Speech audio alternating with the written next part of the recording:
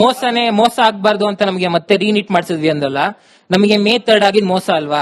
ನಾವು ರೀನೀಟೇ ಬರಿಬೇಕು ಅಂತ ನಾವು ಕೇಳಿದ್ವಾ? ಮೇ 3 ನಾವು ಫೈನಲ್ ಎಕ್ಸಾಮ್ ಅಂತ ನಾವು ನೀಟ್ 1 ವರ್ಷ ಪ್ರಿಪೇರ್ ಆಗಿ ಬರ್ದಿರೋದನ್ನ ನೀವು 1 ದಿನ NTA ಮಾಡಿರೋ ತಪ್ಪಿಂದ ನೀಟ್ ಕ್ಯಾನ್ಸಲ್ ಮಾಡಿ ಮತ್ತೆ 1 ತಿಂಗಳ ಪ್ರಿಪೇರ್ ಆಗಿ ಅಂತ ಅಂದ್ರೆ ನಮ್ ಮೆಂಟಲ್ ಹೆಲ್ತ್ ಏನಾಗ್ಬೇಕು? ನಾವು 1 ವರ್ಷ ಎಲ್ಲ ಪ್ರಿಪೇರ್ ಆಗಿರ್ತೀವಿ, ಅಷ್ಟು ಪ್ರೆಷರ್ ಇರುತ್ತೆ.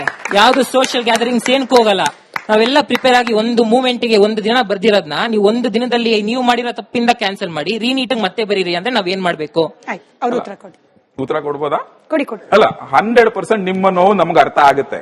As simple as that. ನಾನು ಇದ್ರಲ್ಲಿ ಆರ್ಗ್ಯೂ ಮಾಡ್ತಾನೆ ಇಲ್ಲ. ನಿಮ್ ಮೆಂಟಲ್ ಪ್ರೆಷರ್ ಅರ್ಥ ಆಗುತ್ತೆ. ಬಿಕಾಸ್ ನಾನು ಒಬ್ಬ ಟ್ರಿಪಲ್ ಕ್ವಾಲಿಫೈಡ್ ಪ್ರೊಫೆಷನಲ್ ಆಯ್ತಲ್ಲ. ನಾನು ಟಫೆಸ್ಟ್ ಎಕ್ಸಾಮ್ ಬರದೆ ಬಂದು ನಿಂತಿರೋದು. ಓಕೆನಾ? ನಿಮ್ ನೋವು ನಮ್ಗೆ ಅರ್ಥ ಆಗುತ್ತೆ. ಬಟ್ ವಿದ್ಯಾರ್ಥಿಗಳಿಗೆ ಅನ್ಯಾಯ ಆಗಬಾರ್ದು ಅಂತ ಹೇಳಿದ್ರೆ ರೀ ಎಕ್ಸಾಮ್ ಮಾಡಿದ್ರೆ ಬೇರೆ ಏನ್ ಆಪ್ಷನ್ ಇತ್ತು? ಕರೆಕ್ಟ್ ಅಲ್ವಾ? ಬೇರೆ ಏನ್ ಆಪ್ಷನ್ ಇತ್ತು? ಮಾಡ್ಬೇಕಿತ್ತಲ್ಲ. ಒಂದ್ ಸರ್ಕಾರವಾಗಿ ಮತ್ತೊಂದು ರೀ ಎಕ್ಸಾಮ್ ಮಾಡ್ಲೇಬೇಕಿತ್ತಲ್ಲ. ಅದನ್ನೇ ರಿಸಲ್ಟ್ ನ ನೀವು ಲೀಕ್ ಆಗಿರೋ ಪೇಪರ್ ಅನೌನ್ಸ್ ಮಾಡಿದ್ರೆ ಎಷ್ಟು ಜನಕ್ಕೆ ಅನ್ಯಾಯ ಆಗ್ತಾ ಇತ್ತು?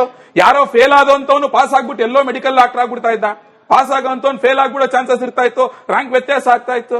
ಈಗ ವಿದ್ಯಾರ್ಥಿಗಳು ಪ್ರತಿಭಟನೆ ಮಾಡ್ತಾರೆ ಅಲ್ಲಿ ಜಂತರ್ ಮಂತರಲ್ಲಿ. ಅದಕ್ಕೆ ರೆಸ್ಪಾನ್ಸಿಬಿಲಿಟಿ ಯಾರ್ದು? ಕೇಂದ್ರ ಶಿಕ್ಷಣ ಸಚಿವರು. ಯಾಕೆ ಶಿಕ್ಷಣ ಸಚಿವರು ಬಂದು ಅಲ್ಲಿ ವಿದ್ಯಾರ್ಥಿಗಳಿಗೆ ಎದುರುಗಡೆ ನಿಂತ್ಕೊಂಡು ಉತ್ತರ ಕೊಡ್ಲಿಲ್ಲ? ಎರಡನೇದು, ಅಲ್ಲಿ ಸಂಸತ್ ಮುತ್ತಿಗೆ ಹಾಕಿದ್ರು. ಸಂಸತ್ತಲ್ಲಿ ಮುತ್ತಿಗೆ ಹಾಕ್ಬೇಕಾದ್ರೆ ಯಾಕೆ ಪ್ರಧಾನಿಯವರು ಹಿಂದೆ ಕಡೆ ಬಾಗ್ಲಿಂದ ಓಡೋದ್ರು? ಯಾಕೆ ಹಗಲೊತ್ತು ಮಾತಾಡಿದ್ರೆ ಪ್ರಧಾನಿ ರಾತ್ರಿ ಮಿಡ್-ನೈಟ್ 12 ಗಂಟೆಲಿ ರೀಲ್ಸ್ ಮಾಡೋದಕ್ಕೆ? ಇದೇ ಪ್ರಧಾನಿಗಳಾದವ್ರು ಮಾಡೋದು. ಪ್ರತಿಭಟನಾ ಜಾಗಕ್ಕೆ ಪ್ರತಿಭಟನೆ ಅಂತ ನಡಿಬೇಕಾದ್ರೆ ಅವ್ರ ಡಿಮಾಂಡ್ಗಳು ಏನ್ ಬೇಕು ಏನು ಎತ್ತ ಅಂತೆಲ್ಲ ಕೇಳ್ಕೊಂಡು JP ನಡ್ಡಾ ಅವರು ಕರೆಸ್ಕೊಂಡು 3-4 ಮೀಟಿಂಗ್ ಮಾಡಿ ಮಾತಾಡಿದ್ದಾರೆ. ಗೊತ್ತಾಯ್ತಲ್ಲ? ಇಟ್ ಈಸ್ ನಾಟ್ ದಟ್ ಮಂತ್ರಿಗಳೇ ಹೋಗಲ್ಲಿ ಕೇಳಬೇಕು ಆ ತರ ಅಂತ ಎಲ್ಲೂ ಇಲ್ಲವ. ಕರ್ನಾಟಕದಲ್ಲೂ ಅಷ್ಟೇ. ಹಾಗಾದ್ರೆ KPSC ಪ್ರತಿಭಟನೆ ನಡೀತು. ಸಿದ್ದರಾಮಯ್ಯನವರು ಕೇಳಿದ್ರ? ಧಾರವಾಡದಲ್ಲಿ DK ಶಿವಕುಮಾರ್ ಅವರು ಕೇಳಿದ್ರ? ಸ್ಟೂಡೆಂಟ್ ಮುಂದೆ ನಿಮ್ಮ ಮುಂದೆ ಬಂದಿರೇನಪ್ಪ? ಒಬ್ರು ಅಧಿಕಾರಿ ಬಂದು ಕೇಳಿಲ್ಲ. ಸಾಯಂಕಾಲ ಬರ್ತಾರೆ DC ಅವರು. ಕೇಳಿಸ್ಕೊಳ್ಳಿ ಆಯ್ತಲ್ಲ. ಎರಡನೇ ಪ್ರಶ್ನೆ, ಪ್ರಧಾನ ಮಂತ್ರಿಗಳು ಹಿಂದೆ ಬಾಗ್ಲಿಂದ ಓಡೋಗಿರೋದಲ್ಲ. ಅದು first day of the parliament session ಬಂದ್ರು, ಮಾಧ್ಯಮಗಳಿಗೆ ಅಡ್ರೆಸ್ ಮಾಡಿ ಸೆಷನ್ ಸ್ಟಾರ್ಟ್ ಮಾಡಿ ಅವ್ರ ಪಾಡ್ಗೆ ಅವ್ರು ಬೇರೆ ಕೆಲಸಗಳಿಗೆ ಹೋಗಿದ್ದು ಪ್ರತಿ ಸೆಷನ್ ಅಲ್ಲೂ ನಡೆಯುತ್ತೆ. ಅವತ್ತೊಂದ್ ದಿವಸ ಜಂತರ್ ಮಂತರ್ ಪ್ರತಿಭಟನೆ ಇತ್ತು. ನಿಮ್ ಕಾಂಗ್ರೆಸ್ನವ್ರು ಯಾರೋ ಹೇಳ್ಕೊಟ್ರೆ ವಾಟ್ಸ್ಆಪ್ ಅಲ್ಲಿ ಒಂದ್ ಬಂದು ಹೇಳಿದ್ರಿ ಅಷ್ಟೇ. ಇವಾಗ ನಾನು ಗೌರ್ಮೆಂಟ್ ಕಾಲೇಜಲ್ಲಿ ಓದ್ತಾ ಇರೋದು 18 ಕ್ರಾಸ್. ಇವಾಗ ನಮ್ಗೇನಂದ್ರೆ ನಮ್ದು ಕಾಲೇಜಲ್ಲಿ ಲೆಕ್ಚರರ್ಸ್ ಎಷ್ಟೇ ಟ್ರೈನ್ ಆಗಿದ್ರು ಕೂಡ ನಮ್ಗೆ ಬೋರ್ಡ್ ಎಕ್ಸಾಮ್ ಜೊತೆಗೆ ನಾವು ನೀಟ್ ಬರೆಯೋದು. ಸೊ ಬೋರ್ಡ್ ಎಕ್ಸಾಮ್ಗೆ ಅವ್ರು ಪ್ರಿಪೇರ್ ಮಾಡೋ ಅಷ್ಟೇ ಅವ್ರ ಟೈಮ್ ಆಗೋಗುತ್ತೆ. ಬಟ್ ನಾವು ಆಚೆ ಕೋಚಿಂಗ್ ತಗೋಣ ಅಂದ್ರೆ ನಮಗೆ ಇವಾಗ ಯಾವ್ದೋ ಒಂದಷ್ಟು ಕೋಚಿಂಗ್ ಕ್ಲಾಸಸ್ ಆನ್ಲೈನ್ ಅಲ್ಲಿ ವಿಡಿಯೋಸ್ ಕಳಿಸ್ತಾರೆ. ಬಟ್ ಅವೆಲ್ಲ ಹೆಂಗಿರ್ತವೆ ಅಂದ್ರೆ ಜಸ್ಟ್ ಅವ್ರ ಪಾಡಿಗೆ ಅವ್ರು ಪಾಠ ಮಾಡ್ಕೊಂಡು ಹೋಗ್ತಾರೆ. ಅದರಿಂದ ನಮ್ಗೆ ಯಾವ್ದೇ ಕಾರಣಕ್ಕೂ ಅರ್ಥ ಆಗಲ್ಲ. ಆಯ್ತಾ? ಹಂಗಿದ್ಮೇಲೆ ಗೌರ್ಮೆಂಟ್ ಯಾಕೆ ಗೌರ್ಮೆಂಟ್ ಸ್ಟೂಡೆಂಟ್ಸ್ ಗೆ ನಮ್ಗೊಂದು ಅದಕ್ಕೆ ಕೋಚಿಂಗ್ ಅಪ್ಲೈ ಕೊಡಕ್ ಆಗ್ತಿಲ್ಲ? ಕೋಚಿಂಗ್ ಸಪರೇಟ್ ಆಗಿ ಯಾಕೆ ಕೊಡಕ್ ಆಗ್ತಿಲ್ಲ? ಕಾಲೇಜ್ ಆದ್ಮೇಲೆ 2 ಅವರ್ಸ್ ಗೌರ್ಮೆಂಟ್ ಕಡೆಯಿಂದ ಒಂದು ಕೋಚಿಂಗ್ ಯಾಕೆ ಕೊಡಕ್ ಆಗ್ತಿಲ್ಲ ಗೌರ್ಮೆಂಟ್ಗೆ?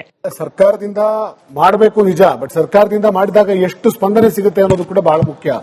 ಆ ತರದ ಡಿಮ್ಯಾಂಡ್ ನ ರಾಜ್ಯಾದ್ಯಂತ ಹೆಚ್ಚು ಮಾಡಿದ್ರೆ ಸರ್ಕಾರನು ಯೋಚನೆ ಮಾಡಬಹುದು ಅದ್ರ ಬಗ್ಗೆ.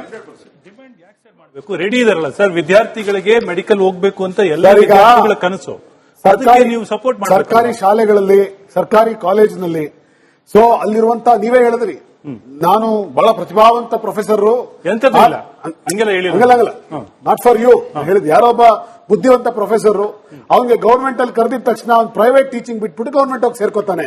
ಸೊ ಗವರ್ಮೆಂಟ್ ಶಾಲೆಗಳಲ್ಲಿ, ಗವರ್ಮೆಂಟ್ ಕಾಲೇಜುಗಳಲ್ಲಿ ತುಂಬಾ ಪ್ರತಿಭಾವಂತ ಪ್ರೊಫೆಸರ್ಗಳಿದ್ರೂ ಕೂಡ, ಪ್ರತಿಭಾವಂತ ಟೀಚರ್ಸ್ಗಳಿದ್ದಾರೆ ಅಂತ ಆದ್ರೂ ಕೂಡ, ಆದ್ರೆ ಇವತ್ತು ಅಲ್ಲಿ ಹೋಗ್ತಿರುವಂತ ಸ್ಟೂಡೆಂಟ್ಸ್ ಗಳ ನಂಬರ್ ನೋಡಿ ಯಾವ ತರ ಇದೆ. ಆ ನಂಬರ್ ಬೀಳೋಕ್ ಶುರುವಾಗಿದೆ. ಸರ್ಕಾರಿ ಶಾಲೆಗಳಲ್ಲಿ ಅಡ್ಮಿಷನ್ಸ್ ಇಲ್ಲ, ಸರ್ಕಾರಿ ಕಾಲೇಜ್ಗಳಲ್ಲಿ ಅಡ್ಮಿಷನ್ಸ್ ಇಲ್ಲ. ಸೊ ಈ ಪರಿಸ್ಥಿತಿಗಳು ತಲುಪಿದ್ದಾರೆ. ಯಾಕೆ ಅಂತಂದ್ರೆ ಇವತ್ತು ದುನಿಯಾ ಏನಾಗಿದೆ ಅಂತಂದ್ರೆ ಅಡ್ವರ್ಟೈಸ್ಮೆಂಟ್ಗಳಿಗೆ, ದೊಡ್ಡ ದೊಡ್ಡ ನೀಟ್ ಅಕಾಡೆಮಿಗಳು ಕೊಡ್ತಾ ಇರುವಂತಹ ಅಡ್ವರ್ಟೈಸ್ಮೆಂಟ್ಗಳಿಗೆ ಮುಗಿಬಿದ್ದು ಹೋಗ್ತಾ ಇದ್ದಾರೆ. ಸರ್ಕಾರಿ ಶಾಲೆಯ ವ್ಯವಸ್ಥೆಗಳಲ್ಲಿ ಇವತ್ತು ವಿದ್ಯಾರ್ಥಿಗಳು ಬರೋ ಸಂಖ್ಯೆ ಕಡಿಮೆ ಆಗ್ತಾ ಇದೆ. ಸೊ ಹಿಂಗಿರ್ಬೇಕಾದ್ರೆ ವಿದ್ಯಾರ್ಥಿಗಳು ಸರ್ಕಾರದ ಕಡೆಗೆ ಹೆಚ್ಚು ಮುಖ ಮಾಡಿದ್ರೆ ಸರ್ಕಾರ ಯೋಚನೆ ಮಾಡುತ್ತೆ. ಒಂದ್ ನಿಮಿಷ ನಾನು ಟೀಚರ್ ಆಗಿ ನಾ ಇದನ್ನ ಹೇಳಬೇಕು ನೋಡಿ. ಗೌರ್ಮೆಂಟ್ ಮೆಡಿಕಲ್ ಕಾಲೇಜ್ಗೆ ವಿದ್ಯಾರ್ಥಿಗಳು ದಂಬಾಲ ಬಿದ್ದು ಹೋಗ್ತಾರೆ. ಗೌರ್ಮೆಂಟ್ ಮೆಡಿಕಲ್ ಕಾಲೇಜ್ಗೆ ವಿದ್ಯಾರ್ಥಿಗಳು ಹೋಗ್ತಾರೆ ಅಂತಂದ್ರೆ ಗೌರ್ಮೆಂಟ್ PU ಕಾಲೇಜ್ಗೆ ಯಾಕೆ ಹೋಗಲ್ಲ? ಖಂಡಿತ ಹೋಗ್ತಾರೆ ಸರ್. ನೀವು ಕ್ವಾಲಿಟಿ ಕೊಡಿ ಫಸ್ಟ್. ಸ್ಟೂಡೆಂಟ್ಸ್ ಬರ್ಲಿಲ್ಲ ಅಂತಂದ್ರೆ ನಾವೇನ್ ಮಾಡಕ್ಕಾಗತ್ತೆ? You first give the quality sir. Which ever is the government, you show the quality, you show the determination. You should show the determination. Education minister ಪಾಠ ಮಾಡಕ್ ಹೋಗ್ತಾನ? ಪಾಠ ಮಾಡೋದು ನೀವು. You show the determination. ನಮಗೆ ಬೇಕಾಗಿ